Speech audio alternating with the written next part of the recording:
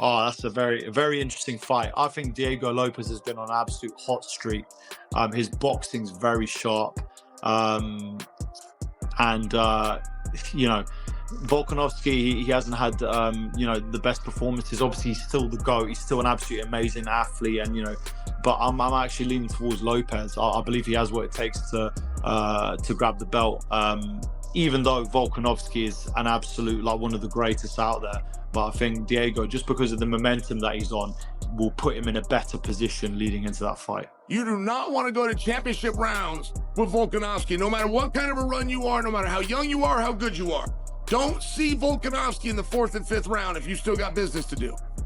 I think on paper, Volkanovski still has all the advantages, but I think that one's going to boil down to the bigger dream wins. And in my opinion, that's Lopes right now. I think he wants his bad, and I think he can get it done. Volkanovski is coming with a vengeance. He is in phenomenal shape. What he does great versus what Diego Lopes does great is not the same. Volk is super well-rounded. He's strong in every single department.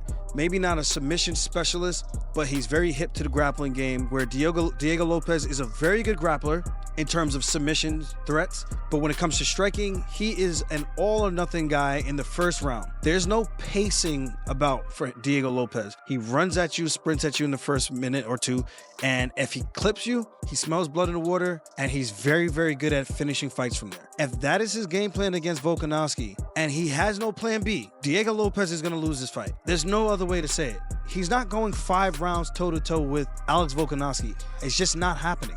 I like Diego. I think his power is phenomenal. I think he's on fire. He's got a great team, especially coming off like 3 losses, 2 knockouts. It's tough, man.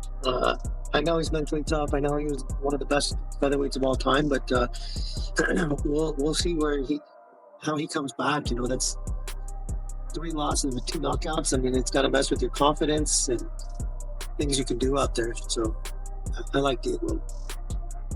But you know what?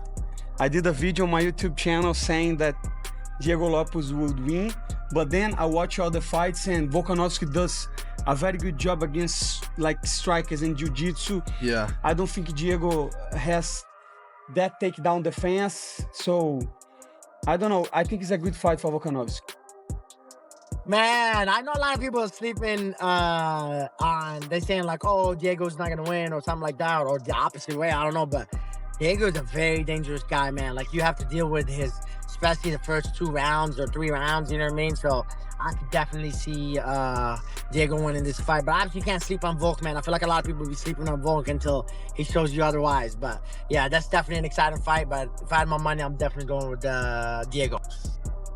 Extremely hard fight to handicap. You know, a lot of it is because what Volkanovski is going to show up. Is he going to go, well, okay, I need to protect my chin. Let me play it conservatively here and try to outpoint him and be the strategist that he is. But then you have Diego Lopes, who's going to be a fireball. He's going to go out there and he's going to try to find that chin of Volkanovski early and often until that final bell, because that's kind of the way he fights. I think that Volkanovski can handle Lopes on the ground. I do believe that. I think if we've seen him so many times get out of some crazy submissions with some great Brazilian Jiu-Jitsu black belts, I'm not so concerned there. You know, but I think on the feet is where I kind of want to see him. I want to see him outmaneuver Diego Lopes, and I think those first 10 minutes are going to be critical. And after that, he can kind of go into cruise control. Oh, this is gonna be a crazy fight. Diego, he's been on the run now. I think I'm gonna go with Diego. He's locked in.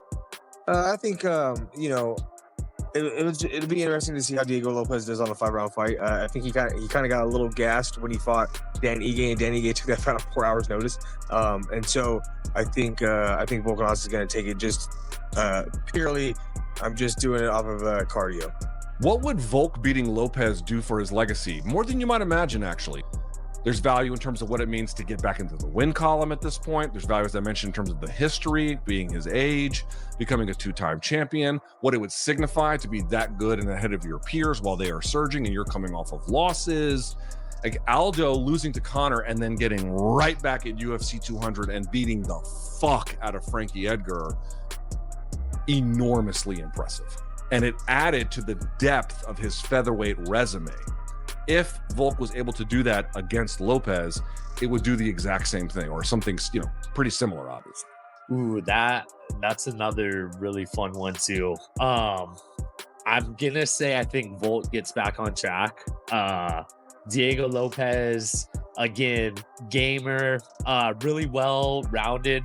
I remember because Movsar Evilov is one of my teammates, and I remember when that fight first happened, and you know, it was a short notice situation, and Diego Lopez, watching the fight, I was just blown away. Like, man, I know how good Movsar is, and the way this guy's hanging in and getting close to capturing a finish was really impressive. But I will say, I think going forward, Volk gets back on track and he takes that one. Yeah, I feel like, you know, when you're looking at Topuria and Diego, they're similar, but they're really not. Like, they both have crazy power, but I think Topuria is more calculated and he sets stuff up a lot better. Diego's just gonna walk you down, and he's just gonna throw bombs at you, and he doesn't care if you try to shoot on him because he has good jiu-jitsu. But I think both experience in the Topuria fight, he's gonna know, because he had moments in there, right? He was jabbing and moving, just sticking and moving, sticking and moving. And I was watching Diego because Yair was supposed to fight him. We thought Yair was gonna fight him, so I'm watching tape on him and I'm looking at him and I'm just like, he has that chaos that he loves, but I think Volk's experience is gonna be too much for him. I think he's gonna be smarter in the earlier rounds, avoid the big shots earlier, make it, you know, even kind of like what he did when he fought Aldo, pushing him against the fence, holding him there for a little bit, draining him a little bit. Then once it gets to the 4th and 5th round, those are the championship rounds. And I do think that Diego Lopez will get tired in those later rounds because he does go so full force in the early round. Again, I like Volk a lot. All the respect to him, you know, he's a great human being, he's a great guy, great martial artist, pound for pound. He was number one for so many years. So I hope, and me personally, I will be glad if he takes it. Sure, I think it's a fun fight. I think it's one that's going to be, we're going to see exactly where Volkanovski is at in his career. Because Volkanovski was so good at being a guy that handled good quality strikers, and then when he got people that brawled, and for the most part, Diego in the stand-up brawls. He's got a good ground game, but he throws big looping shots, and man, Volkanovski used to eat guys up with counters off of them throwing big looping shots. He's really good with it. So looking at it, I would have said Volkanovski of the past, not a doubt in my mind who's going to win. Not saying that on this one, because we're going to see. We're going to see exactly what Alexander Volkanovski shows up.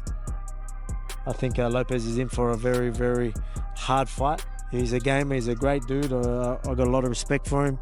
Very nice fella. Happy you're getting the opportunity to fight for the belt. I'm sure he's expecting to go out there and win the belt, but I'm sorry, mate, that ain't happening. I'm still here. You ain't having it. Sorry, mate. I'm, you know, everyone knows I love the underdog story. Everyone knows I love to prove people wrong. I still think a lot of people believe in me and know I'm going to go out there and look great anyway. But for those who don't, you have every right to think that until I change your opinion, and that's exactly what I'm going to do April 12th. So cannot wait for that.